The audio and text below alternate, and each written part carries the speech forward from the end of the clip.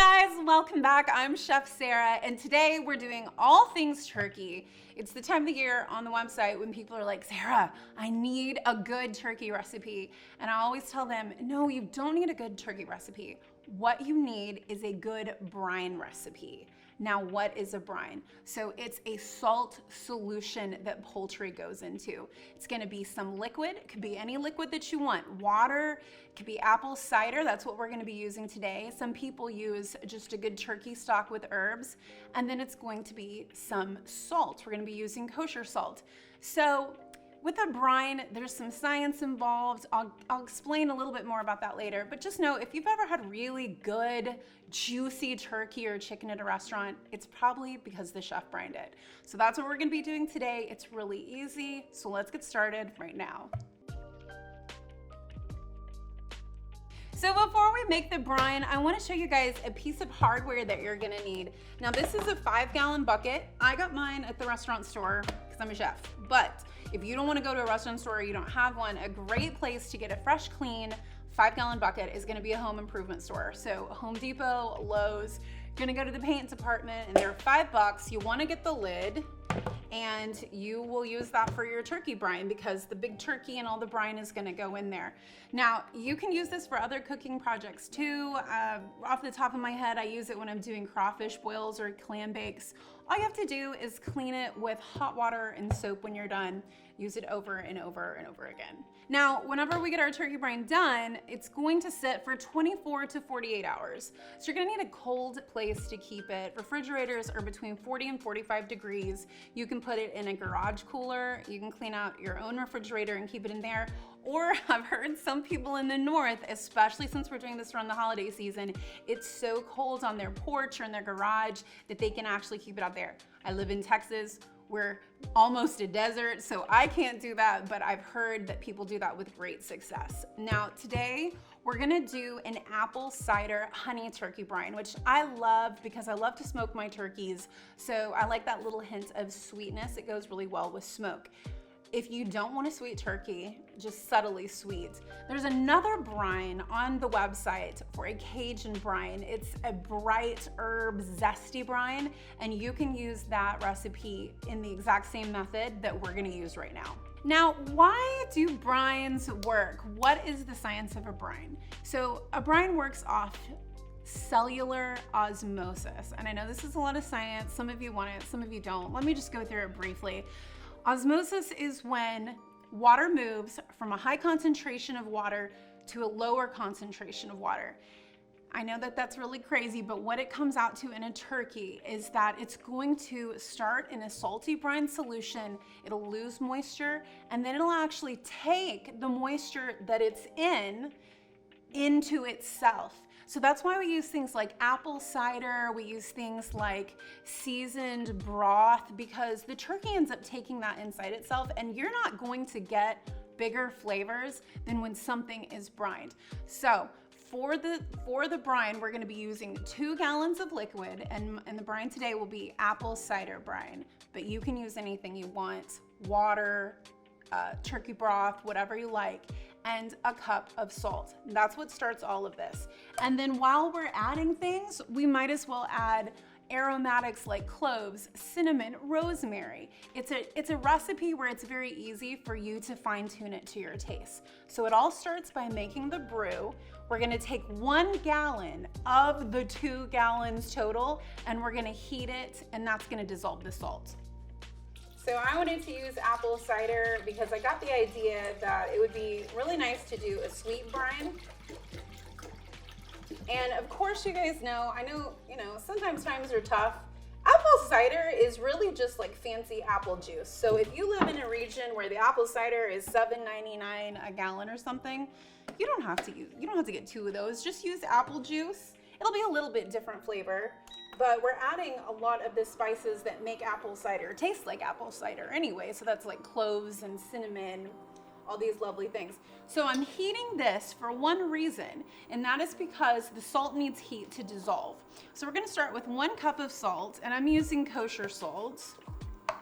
I guess you could use regular salt if you had to. I don't think that would affect things in a major way.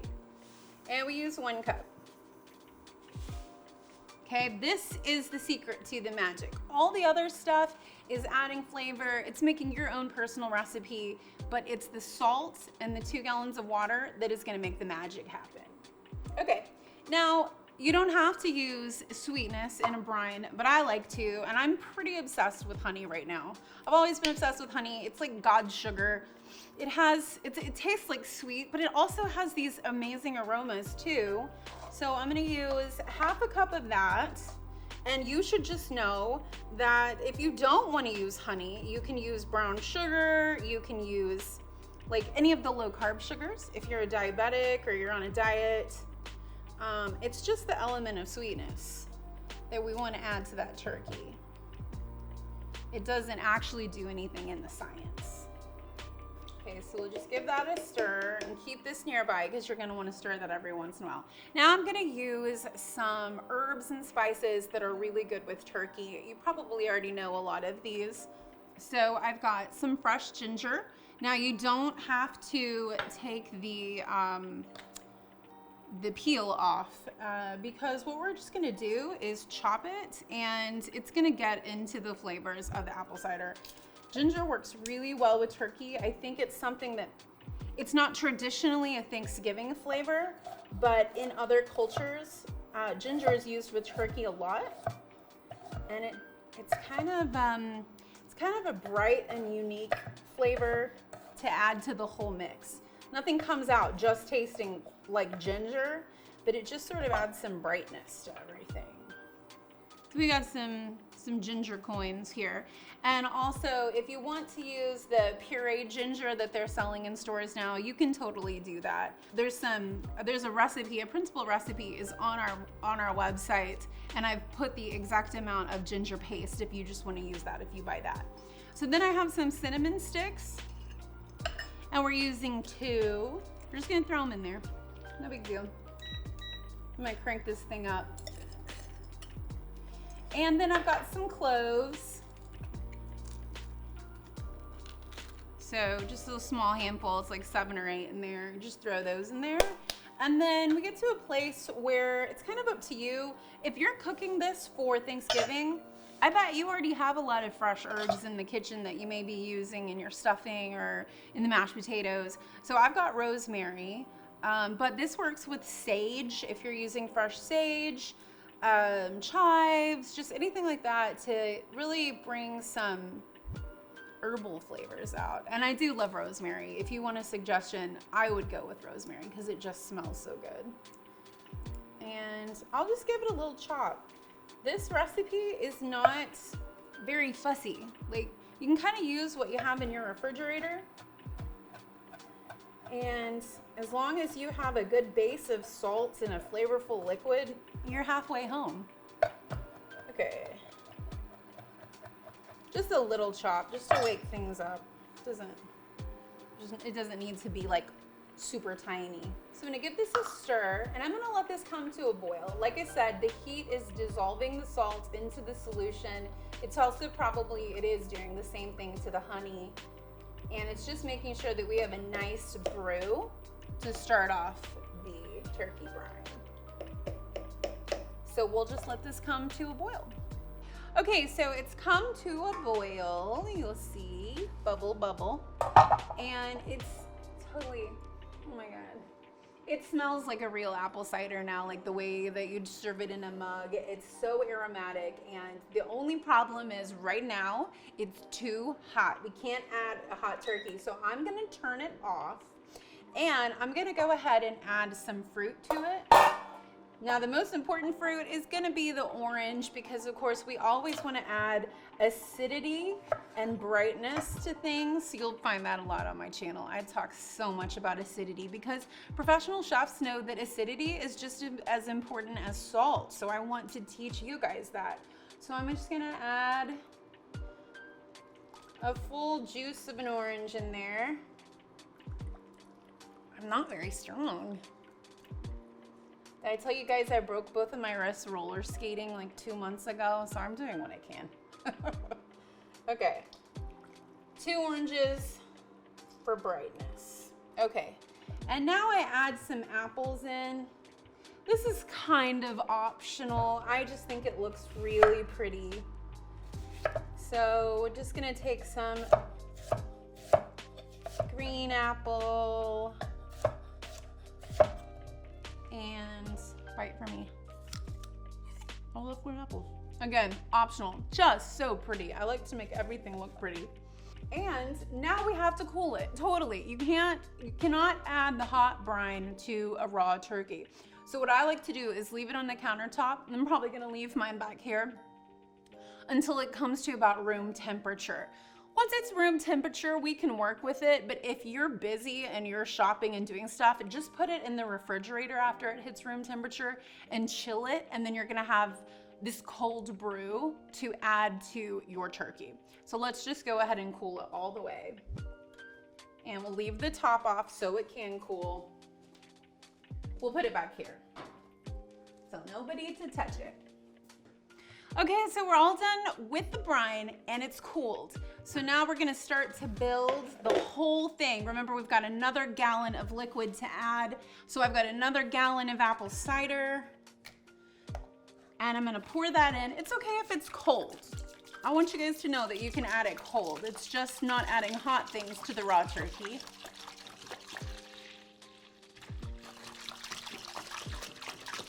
Try not to get sprayed. Ooh, it smells good. It smells like apple candles. I have a lot of apple candles. I don't know if you can tell I'm that kind of girl. So then I'm gonna come get the brine. Now it's just room temperature, but that's okay because this is ice cold. So I'm just gonna pour it in.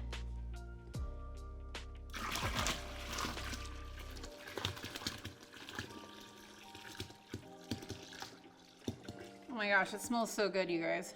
It smells like an apple orchard in here. Yum. Okay. So just make sure it's got to be room temperature or colder, and that's fine. And I'll get this out of the way. And now it's time to add the turkey. So here I have my turkey. Now, don't forget, I know we all forget, I've done it before. For everybody who likes to use giblets, I'm not a big giblet fan. Okay.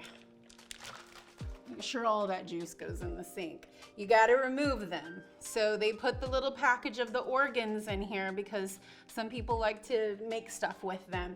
Go ahead and get your bowl for that because you don't want to brine your giblets. And the neck is in here as well. This is really good for making stock, making really good gravies, but we don't need to brine it.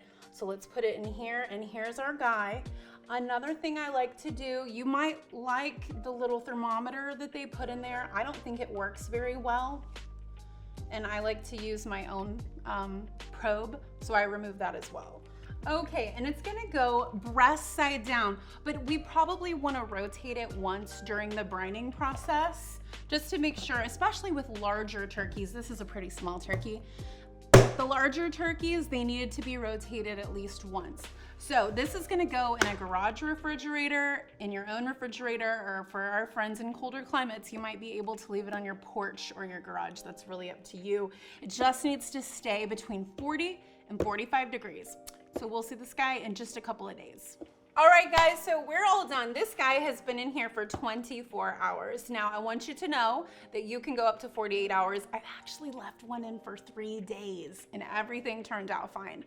If you don't have enough time, because you found this the night before Thanksgiving or whatever, just by doing it overnight, you can get a lot of flavor power. So just do it. Like, there's no amount of time where it breaks or it doesn't work enough. So 24 hours is ideal. And now we're here. It's a lot more plump than it was before because, of course, it's absorbed more moisture. And in taking in more moisture, it's taken in all of the good things like the apple cider flavor and the herbs and the spices. This is not going to be elegant. I'm just gonna shove my hands up in here and pull her out and let it drain just a bit. This is a smaller turkey because I'm filming this a little early than Thanksgiving, so it'll be ready for you guys by then. And they only have little turkeys, but you can see, here she goes. Now, this brine, of course, has had raw poultry soaking in it for days. So what we're gonna do is pour it down the sink and then wash it with hot soapy water. I know you guys do not need to watch me wash a pot, so just trust me, that's what you should do. I'll rinse my hands, but I still have a lot of work to do with this, with the raw turkey. So what we're gonna do now is we're gonna get some paper towels and dry her off. And here we go. And that's because, of course, most recipes are going to have you placing some butter or oil or a bunch of seasonings on your turkey, and that's perfectly fine.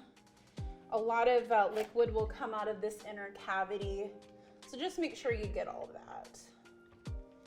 And pretty much there we go. So the turkey has been brined, and now we can continue on with any recipe that you want. If you want to do grandma's method, do her method. We've already brined it, so the meat is going to be juicy no matter what you do. If you just need a classic technique, we're going to do 350 for 13 minutes per pound. So that is the correct way to roast a turkey. Now in the next video, I'm actually going to do a turkey paint, which I'll show you what that means.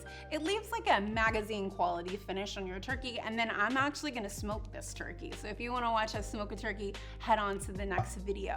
If you need the printable recipe for this, you're gonna find it on urbancowgirllife.com, and I'm also gonna leave it linked below and written below. If you like this video, please give it a thumbs up, and don't forget to subscribe so we can cook together again. We'll see you next time. Bye.